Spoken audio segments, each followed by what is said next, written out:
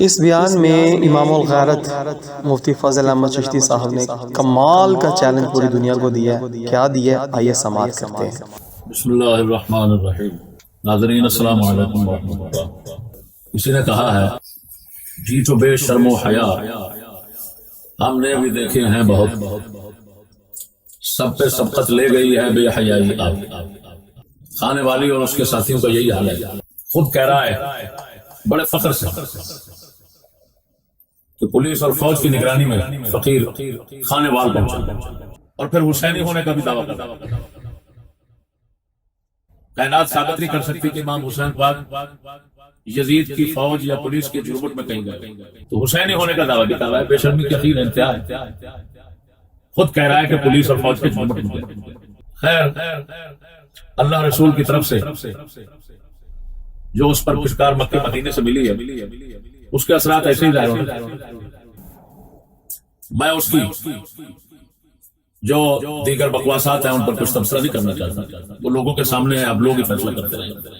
اتنا بات ضرور کروں گا، اس نے کہا ہے کہ جو شوکت سیالوی اور خانے وال کی ضلعی جماعت کے تمام کارکن موجود ہیں، اور پھر انہوں نے کہا کہ چشتی صاحب چلے جائیں، جو انہوں نے وہ کلپ بھیجا ہے.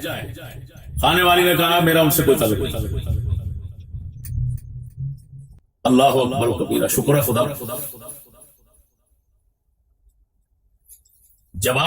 اس کی جماعت کے ذمہ دار اور خانے وال کی تمام تحصیلوں کی کارکن جماعت اہل سنت ان کے گمان کے مطابق شوکت سیالوی اس کا شاگرد ہے، اس کے سمیت ان کو یہ صاف جواب دے رہا ہے کہ میرا کوئی تعلق نہیں. دو ہی باتیں ہیں، یا تو انہوں نے مشاورت کے ساتھ یہ کلپ چڑھایا تو پھر خانے والی پر پھٹکار زیادہ ہو جائے. میں مشورہ بھی دیا اس طرح جان چھڑاؤ، اور پھر ان کو جواب دے دیا. دو ہی پھٹکار ہے. اور اگر انہوں نے بغیر مشاورت کے یہ کام کیا، اس سے مشورہ نہیں لیا، اجازت نہیں، تو اس کی پھٹکار تو کچھ کم ہو جائے گی ان سے برات کے اظہار سے، لیکن ان پر بڑھ جائے گی. پھر ان کا یہ حال بن جائے گا کہ کل تک ہم جن کے لیے کافر ہوئے فرار، کل تک ہم جن کے لیے کافر ہوئے فرار، وہ آج کسی اور کے لیے مسلمان ہو گئے. بھئی تم تو اے جماعت اہل سنت، تم تو شوکت سیالوی اس کے لیے آگے بڑھے، اور اس نے تمہیں گھاس نہیں ڈالا. اس نے کہا تو اس کا مطلب یہ نکلا ٹھیک ہے اس کی پھٹکار کھانے والی کی کم ہو جائے گی، لیکن اب یہ پھٹکار تو ضرور پڑے گی نا. ان ملاؤں پر پڑے گی اس بات کی کہ تم نے وکالت کیوں کی بغیر اس کی اجازت. اس کا نتیجہ تمہیں یہ ملا، پوری دنیا میں ایک لفظ بول کر اس نے تمہیں پھینک دیا کہ تمہاری کوئی میری نظر میں عزت نہیں ہے. کتوں کا مل کر بیٹھ جانا، تمہارا بیٹھ جانا میرے نزدیک ہے. تمہارا تو تمام اس نے لگا دیا. اب تم بھی کچھ غیرت کرو، تم اس سے ہمیشہ کے لیے مقاطع کر لو، غیرت رکھو کہ تو نے ہماری بات اور ہمارے بیان کی عزت ذرا برابر نہیں کی، تو آج کے بعد تیرے ساتھ ہمارا کوئی تعلق نہیں. تم بھی تو غیرت کچھ دکھا دو. خیر، ایسی باتیں، ایسے تماشے ان لوگوں سے بعید نہیں ہے. باطل پرست ہمیشہ اسی طرح کے تماشے دکھاتے رہتے. میں اس وقت سمجھدار لوگ کہتے ہیں بھاگتے چور کا لنگوٹا سے.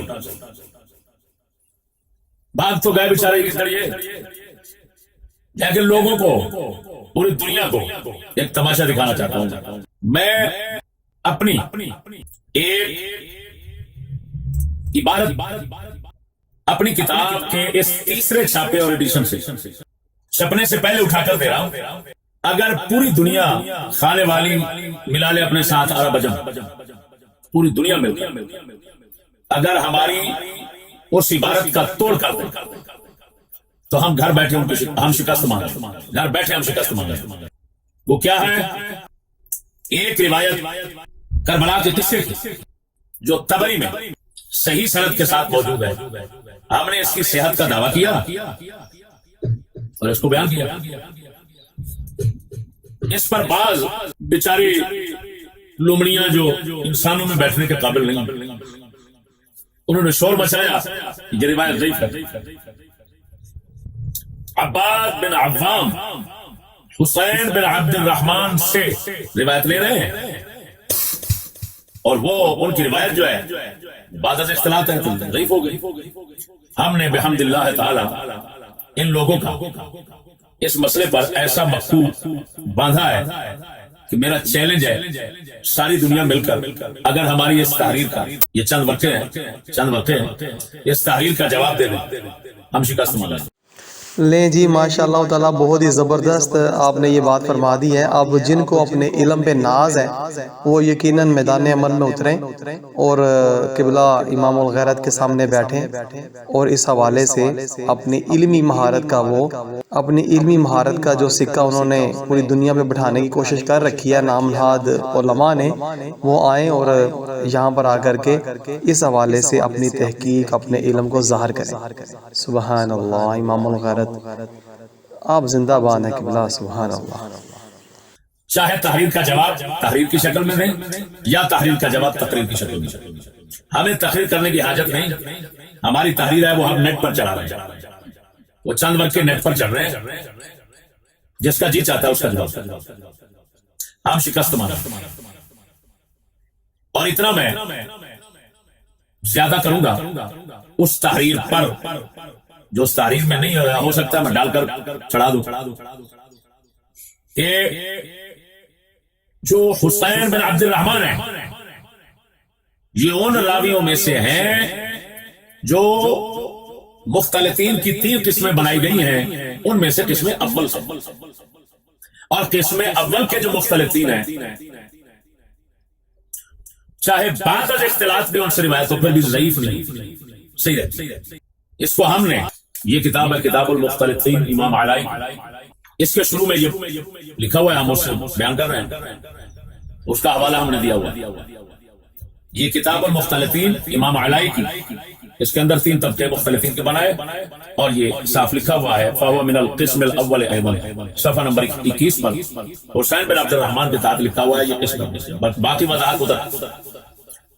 اب اس پر میں بخاری سے شاہد اور مثال پیش کر رہا ہوں کہ یہ جو ہیں حسین بن عبد الرحمن، ان سے چاہے قبل از اختلاط چاہے بعد از اختلاط تو روایت کرے تو روایت صحیح رہے گی.